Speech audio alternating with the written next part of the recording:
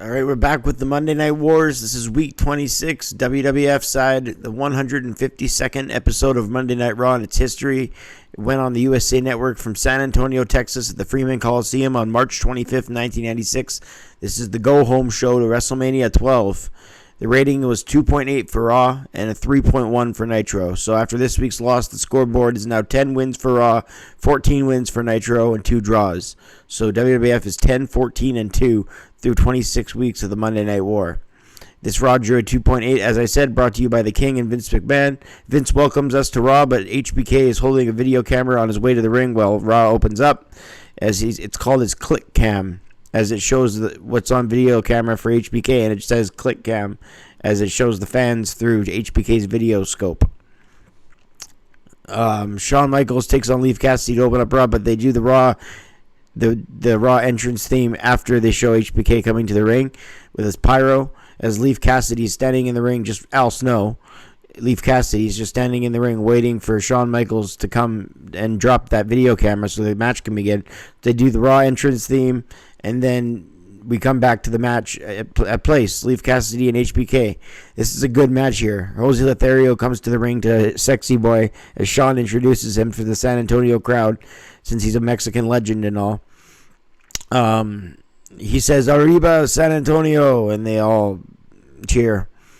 Jose Lothario would get a Sexy Boy entrance again at WrestleMania 12, the theme Sexy Boy. The entrance he gets at WrestleMania 12 before Michaels comes down on the zip line. They lock up, does Al Snow. Well, his name's Leif Cassidy here with HBK. Leif Cassidy has great wrestling skill. Like, he wrestled hardcore style after this, but when he's in there with Shawn Michaels, he looks great.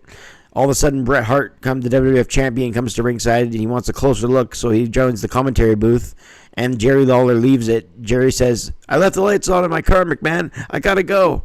So the King leaves. I know I'm not sounding like the King. I'm just saying that's what he said on the microphone. He said, "I left my car." I can't do it. He said, "I left my keys in my car, or my light on my car. McMahon, I gotta go shut the lights off in my car." And he runs away as Bret Hart comes to sit down. So the King, obviously afraid of Bret and kayfabe, and Bret gets his seat, and Bret uses Jerry Lawler's seat and headset. McMahon says, "You've done it all in 1 hour. How are you going to counter his lightning speed?" And Bret says, "Well, you pounded him to the dirt. That's how you counter it." And McMahon goes, "Ha ha ha." Bret says he's far more punishing than HBK. Arm drag takedowns as HBK wants to impress before WrestleMania 12. Great back and forth with Leif Cassidy. And then Cassidy hits a spine buster, an impressive one to HBK. Leif Cassidy can really wrestle given the chance to do so, as I mentioned. He hits a snapshot vertical suplex. HBK then did a chin lock, and HBK's opened up a bit. Both men reversed the near fall attempts. Cassidy with a backwards powerbomb into the ropes. That looks strange. A superplex off the top rope, and Bret smiles, saying that's one of my moves that you're going to see in 6 days at WrestleMania.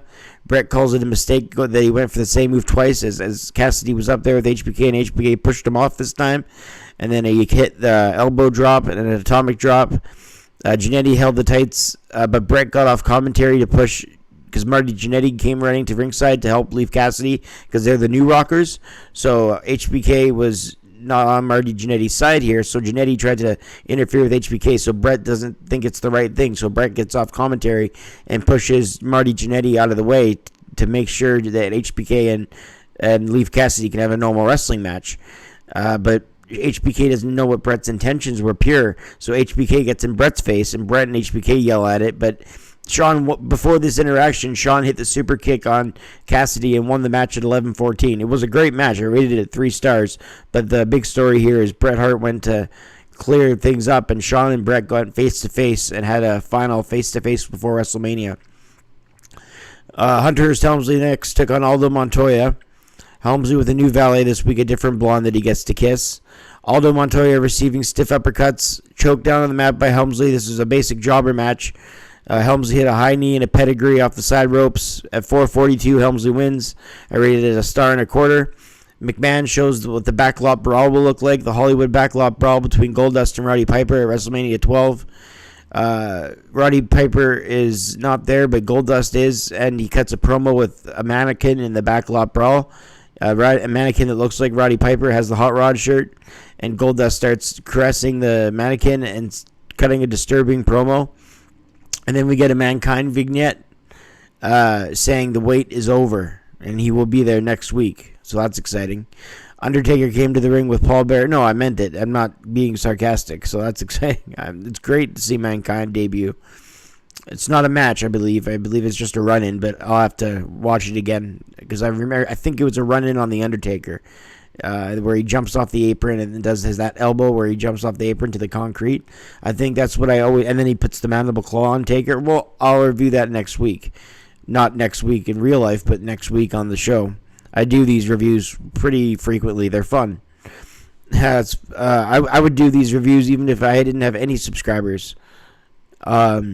It's I'm having a blast with them, really. It's awesome going back watching this stuff and talking about it. Brett and Shawn, and if you guys like watching it, that's even better.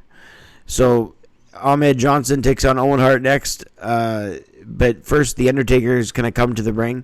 He's with Paul Bearer. He talks about his match with Diesel coming up at WrestleMania.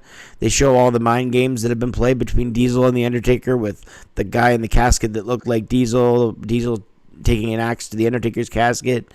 Undertaker basically says what Paul Bearer says, that Diesel's going to meet the Reaper and rest in peace. An awesome Brett and Shawn video package is shown highlighting everything.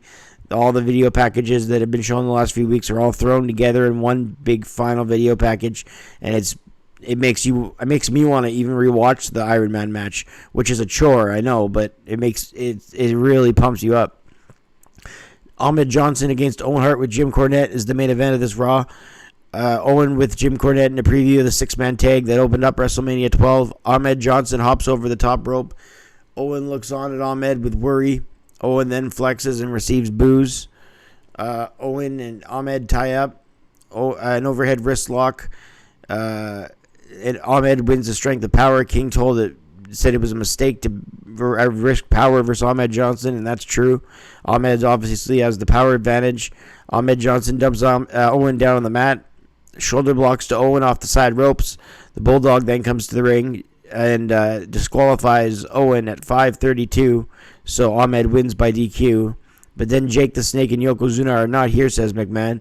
Ahmed Johnson sets up Owen on the top turnbuckle. Owen with the cross body. And he beat on Ahmed Johnson. This is before the Bulldog came into the ring. Owen and Bulldog then came to the ring and stomped on Ahmed Johnson to disqualify him, as I said, at 5:32. Vader then comes out as Ahmed Johnson hits a double clothesline to both Owen and the Bulldog. Vader comes to the ring in his black shirt. He's been wearing this black shirt for the last 3 or 4 Raws. I don't think McMahon liked the flob in Vader's suit. He did the same thing with Taz when Taz came to the WWF. He had to wear a big black suit tracksuit because he doesn't like that pudge. Not that Taz had pudge, but that's the rumor anyway that goes around that I've heard. Vader comes out to battle Ahmed and even it up. Not even it up, makes it 3-on-1 because Ahmed clotheslined both Bulldog and Owen to the canvas. All of a sudden, Yokozuna and Jake the Snake are here. King says, "Somebody lied to us, McMahon." I know I didn't sound like him, but I'm just saying that's what he said. So they come to the ring and even out the odds. I gave that main event a 1.5 stars. It was just an Ahmed Johnson match, so what do you expect, right? All 6 men go at it. They all brawl. The show closed with all 6 men brawling, and McMahon and King running down the card of WrestleMania 12 just for their final minute on the air. They ran the card down. And then they show the Bret Hart music video, "You Start the Fire in Me," to end the show. This episode, I want to give it a passing grade of 5 out of 10 because it had a good HBK Cassidy match. That match was great. A good Bret and Shawn video package. Nothing worth noting in any other match, but again, good promos by The Undertaker, build to Mania. Good promos by Goldust. Video package promos. The Raws would get better going into 1997, and it was all uphill from here. That's the thing. Even if Raw's only a 5 out of 10 quality-wise, it scored a 2.8 to Nitro's 3.1 this week, but the quality gets better through 1996 and 1997. Raw is 10-14-2 all-time against Nitro, and that's this week's Raw. We'll see you on the next one, everybody. Thanks for watching. I'm Brett Mix.